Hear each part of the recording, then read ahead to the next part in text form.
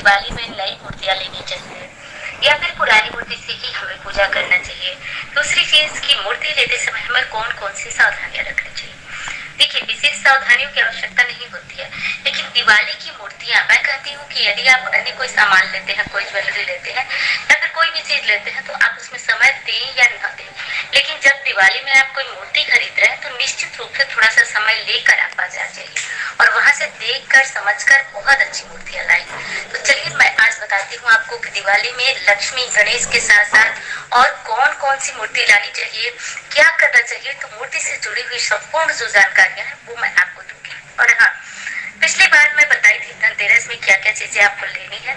बहुत सारे लोगों का प्रश्न आया था कि दीदी धनिया कैसा लेना है, बीज वाला लेना है या फिर पत्ती वाली। तो देखिए, जो भी धनिया हम साल भर रखते हैं उसको तो बीज वाली ही लेना है आपको।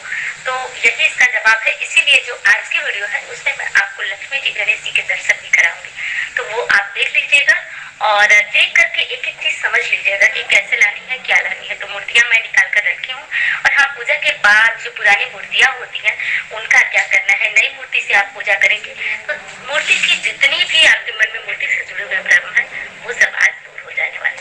तो चलिए आगे देखिए, आपको दिखाई दे रही है माता लक्ष्मी। तो देखिए, क्या करना है आपको कि माता लक्ष्मी की जो मूर्ति लानी है, आपके मन में बार बार ये सवाल होता है कि हर साल हम नई मूर्तियां लाएं या फिर पुरानी मूर्ति से पूजा करें। तो देखिए, हर साल जो है यदि आप मिट्टी की मूर्ति लाते हैं तो वो हर साल आपको नई मूर्ति लानी है। चांदी की मूर्ति लाते हैं तो वो तो एक बार आप लाएंगे, पीतल की लाएंगे, एक बार लाएंगे और हर साल पूजन करेंगे। और यदि मुझसे पूछते हैं कि बेहतर क्या होगा, क्या बेहतर होगा, आप हर साल माता की नई मूर्ति लाएं या फिर पीतल की एक बार ले लें, चांदी की एक बार ले लें, तो क्या करें आप? तो मेरी समझ से यही है कि देखिए, दिवाली में ना हर बार लाना जरूरी नहीं है, लेकिन मिट्टी की मूर्तियां बहुत शुभ होती है मेरी समझ से और मेरे अनुभव के अनुसार। तो मैं तो यही कहूंगी कि आप मिट्टी की मूर्तियां ले लें। अच्छा, अब तो बात आ गई कि मिट्टी की मूर्तियां ले ले, लेकिन मंदिर में जो है बहुत ज्यादा भगवान जी हो जाते हैं, बहुत ज्यादा गणेश जी हो जाते हैं, बहुत ज्यादा लक्ष्मी जी हो जाती हैं। तो फिर ऐसे में हम उनका क्या करें? तो देखिए, पहली एक चीज कि आप इन मूर्तियों को सिर्फ मंदिर में ही रख सकते हैं, लेकिन मंदिर के अलावा यदि आपने कोई तिजोरी रखी है, आपके अलमारी में जो तिजोरी बनी होती है उसमें जहां भी चाहे आप मूर्तियां लाएं, रख लें। तो ये चीज तो आपकी एकदम स्पष्ट हो गई कि आप मूर्तियों को कहाँ रखें। अब चलिए एक चीज आपको और बता देती हूँ। मूर्ति लेते समय थोड़ी सी सावधानियां ये रखनी होती है कि मूर्तियों को खरीदते समय ना इनमें ध्यान दीजिए कि कहीं कोई स्क्रैच या टूटी फूटी, खूब अच्छी तरह से चेक कीजिए। थोड़ा सा ध्यान दीजिए कि मूर्तियों में कहीं कोई दिक्कत तो नहीं है, कोई स्क्रैच तो नहीं है, कहीं कोई टूट फूट तो नहीं गई है, क्योंकि खंडित मूर्तियां लाने के बाद उनका पूजन करते हैं तो दोष उत्पन्न होता है ऐसी मूर्तियों से। साथ साथ गणेश जी की मूर्तियां भी आप जरूर लाएं, जानते ही आप, इसमें कोई बताने वाली बात नहीं। मूर्तियों के साइज के जो है वस्त्र लाइए।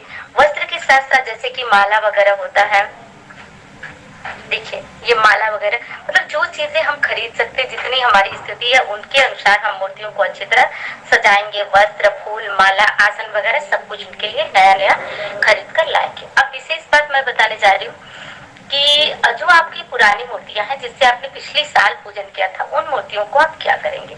तो देखिए, उन मूर्तियों को जब हमारी दिवाली की पूजा होती है तो नई मूर्तियां हम रख देते हैं। फिर जब अगली सुबह जब हम दिवाली का सामान सब हटाने लगते हैं, उठाने लगते हैं, तो ऐसे में उसके पहले आप क्या कीजिए कि अपनी तिजोरी में या फिर अपने मंदिर में जो मूर्तियां आपने रखी हुई है पहले वाली, उनको निकालिए, लाल कपड़े में बांधिए या फिर लपेटिए और उनको आप विसर्जन करें।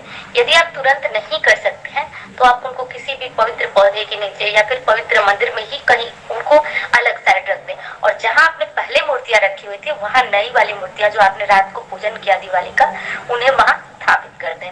तो ये बहुत अच्छा विकल्प है, आप इसी तरह से करिए। पुरानी मूर्तियों को विसर्जन किया जाता है, नई मूर्तियों को रखा जाता है, लेकिन धातु की मूर्तियों में ऐसा कोई नियम नहीं है। एक मूर्ति से सालों साल पूजन होता है। तो अब आप समझ गए होंगे कि कौन सी मूर्ति लानी है, कैसी लानी है, हर बार नई मूर्ति लानी है या नहीं लानी है। अब चलिए महत्वपूर्ण चीज बताती हूँ दोस्तों, जब आप दिवाली की खरीदारी करने जाए, लक्ष्मी गणेश जी को लेने जाए ना, तो एक कुबेर जी की प्रतिमा जरूर खरीद के लाए, क्योंकि कहा जाता है धन कोष के जो स्वामी होते हैं वो कुबेर देव होते हैं और कुबेर की पूजा आप जो है कि करते भी हैं धनतेरस को। लेकिन कुबेर जी की मूर्ति लाते समय ना एक चीज का ध्यान आपको रखना होता है। जो हाथ में इस समय आप देख रहे हैं ना, ये पोटली, ये पोटली जरूर होनी चाहिए, ध्यान दीजिएगा, ये पोटली जरूर होनी चाहिए जब कुबेर जी की मूर्ति आप लाए तो इस चीज का ध्यान रखिएगा कि इनकी मूर्ति में, कुबेर जी की मूर्ति में पोटली जरूर रखिए। और यदि आप हर साल ये काम करते हैं, लाते हैं लक्ष्मी जी गणेश जी के साथ कुबेर जी, तब तो बहुत अच्छा है। नहीं लाते हैं तो दोस्तों ला करके देखिएगा, बहुत अच्छा और शुभ परिणाम देने वाले होते हैं कुबेर जी। जो आप पैसा कमाते हैं ना, आपकी शिकायत होती है कि बचता नहीं है, तो वो बचत करना चाहते हैं तो आप कुबेर जी को लाकर जहां आप स्थापित किए हैं लक्ष्मी जी गणेश जी को दिवाली वाले, वहां पे इन्हें भी जरूर रखिए।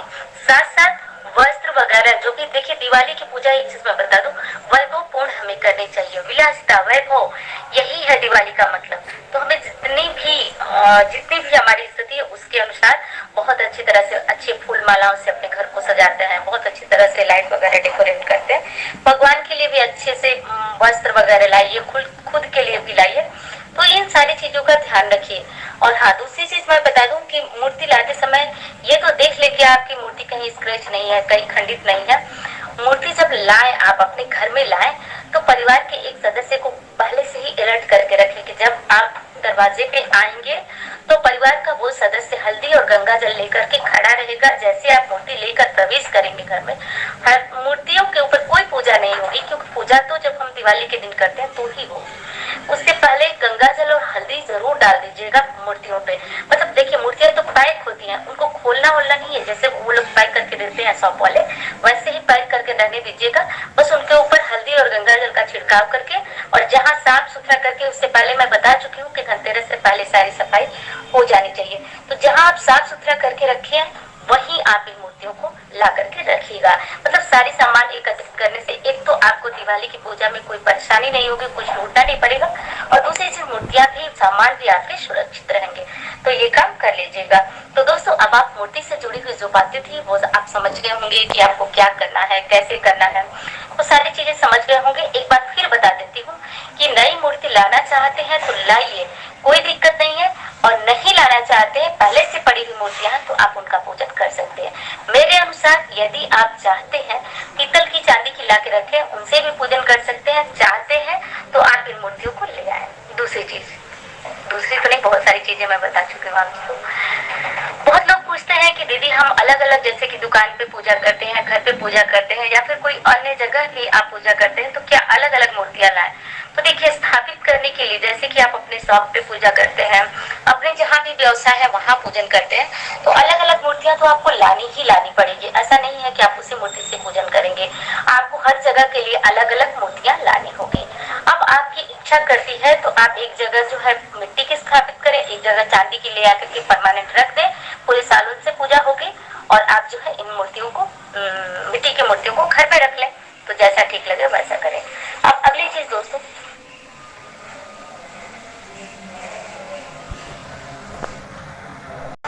कोई दूर रह के भी ऑनलाइन, जैसे हम बता रहे हैं आपको कि तिजोरी में आप रख देंगे, तो अब एक सबके मन में भ्रम आएगा कि क्या तिजोरी में हम रखने के बाद उनका पूजन वगैरह कैसे होगा, क्योंकि भगवान को तो हम ऐसे छोड़ नहीं सकते।